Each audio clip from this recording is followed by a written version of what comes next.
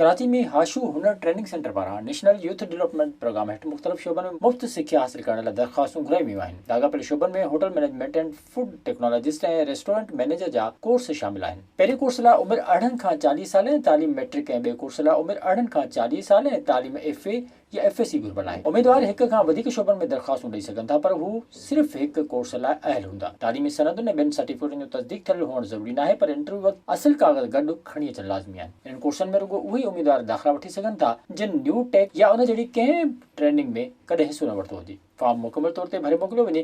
ग़लति बयानी जी सूरत में दाख़िला रद्द थियण ॿी कार्यवाही थी सघे थी। सुञाणप कार्ड ऐं तालीमी सनदुनि सां गॾु दरख़्वास्त फार्म लाॻापियल इदारे खे 24 जनवरी 2020 ताईं मोकिले सघजनि था। दरख़्वास्तूं हाशू हुनर training centre Karachi old US consulate Brenton road लग मेरिट होटल कराची जी एड्रेस ते उमाणे सघजनि थियूं। विज़िट कयो अवामी आवाज़ मीडिया ग्रुप जी वेबसाइट awamiawaz.pk